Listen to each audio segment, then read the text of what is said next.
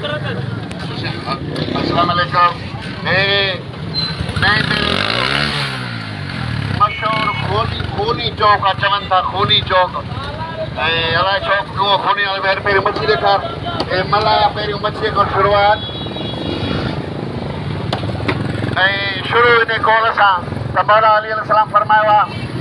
त वॾे में वॾा गद्दारी जेका आहे उहा पंहिंजी क़ौम सां गद्दारी आहे। सो उन हिसाब में सिंधी क़ौम जेका आहे वेसर जी बीमारी आहे, सिंधी क़ौम खे उन्हनि खां डोमिसाइल विसरी विया, उन खां धारियुनि जी आबादकारी विसरी वई, उन खां पठाण विसरी विया, उन खां बंगाली विसरी विया, उन्हनि खां ॿेट विसरी विया, पिटो निज़ाम विसरी वियो। ऐं हाणे मलक रियाज़ असांजे सिंध जे ज़मीनुनि ते कब्ज़ा करे रहियो आहे। अॼु नए डेरे मां सॼी दुनिया जे सिंधियुनि खे इहा गुज़ारिश थो कयां त जे फ़लस्तीन जो हशर ॾिसो कहिड़ो थियो आहे, जो हेॾी दुनिया में हेतिरा मुस्लमान हूंदे हू अकेलो जेको आहे सो तबाह बर्बाद थी रहियो आहे। ऐं हाणे उहा फ़लस्तीन जी साॻी सिचुएशन सिंध जे लाइ माण्हू बि ॾेखार। फ़लस्तीन जहिड़ी हालत सिंध जी बि आहे, जंहिंमें ज़रदारी ऐं ज़रदारीअ जा वज़ीर गॾिजी जेको आहिनि उहे मलक रियाज़ सां मिली असांजे सिंधी वसतुनि खे कब्ज़े करण जी भरपूर कोशिशि करे रहिया आहिनि। ऐं मां अॼु शहर शहर वञी माण्हुनि खे जाॻाइण जी कोशिशि थो कयां त महिरबानी करे जेका सिंध जे मथां वेठा थी आहिनि, मोदीअ खे ख़तरो आहे, ज़मीन खे ख़तरो आहे, सिंध खे ख़तरो आहे। असांजा हुकुमरान बेहोश, असांजा हुकुमरान राशि, असांजा हुकुमरान करप्ट शुरू कया अथनि। ही ज़रदारी ऐं ज़रदारी जा वज़ीर ऐं मलक रियाज़ जा ठग असांजी ज़मीनूं खटाइण जे चकर में हाणे असांजे ज़मीनुनि ते कब्ज़ा करणु शुरू कया आहिनि। असांजा कराचीअ में ₹1 रुपए जी जंहिंजी का बि मालियत न आहे, अहिड़ी ज़मीन जंहिंजी का बि क़ीमत न आहे, असांजी लाजवाब देश, असांजो लाजवाब शहर, असांजे सिंध जे गांधी जो हंधु जेको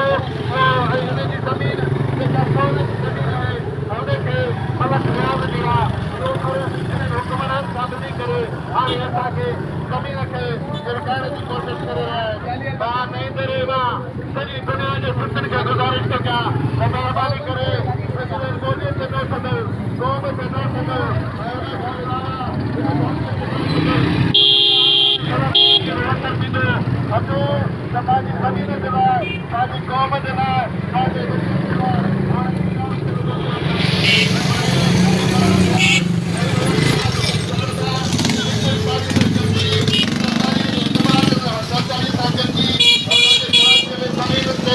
कब्ज़े करण जी भरपूर कोशिशि करे रहिया आहिनि। तव्हां ॾिसी रहिया आहियो त असांजा दोस्त, असांजा कराची में असांजे सिंधी माण्हुनि खे इहे ज़रदारीअ जा शारदा, इहे मलक रियाज़ जा प्राइवेट गुंडा, हुन सां सिंध सरकार सहूलियतकारी कई वेठी आहे। ऐं उन ते ज़मीनुनि ते असांजे पुरान वसंदनि ते ऐं कराची जी ज़मीन जी क़ीमत जेका आहे उहा तव्हां पाण सम्झी सघो था, इंटरनेशनल क़ीमत आहे। इहो कंहिं दौर में असांखां शहर खसण जी कोशिशि कई थी वञे। अॻ में MKM जा दहशतगर्द हुकुमरानी कंदा हुआ, ऐं हाणे उते जेके हिते पठान, धारिया, बंगाली, बर्मी इन्हनि जो उते कब्ज़ो थी वियो आहे। असांखे कराचीअ में असांखां पुछियो थो वञे त हाणे कराचीअ में नौकिरी कंदड़नि जा डोमिसाइल जेके ॿारहड़ी वारा आहिनि उहे कराचीअ में छो था नौकिरी कनि। जेकॾहिं सिंधियुनि जा इहे ई हाल रहिया, होटल आबाद रहिया, साईं वॾेरनि जा बंगला आबाद रहिया ऐं इहे ई माण्हू खटंदा रहिया त पोइ को वक़्तु परे न आहे जो असांजो बि असरु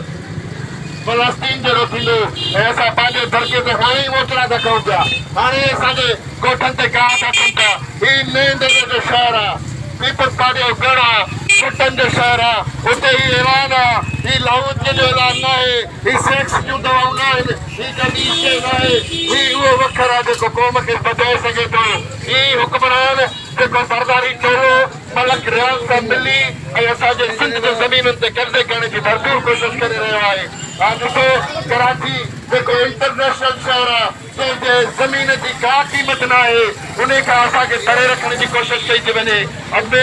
MKM जा दहशतगर्द जेके आहिनि उहे असां लाइ दुश्मनी कंदा हुआ, ऐं हाणे ज़रदारी ऐं मलक रियाज़ गॾिजी असांजे ज़मीनुनि ते कब्ज़ा करण जी कोशिशि करे रहियो आहे। असां सॼी सिंध जे माण्हुनि खे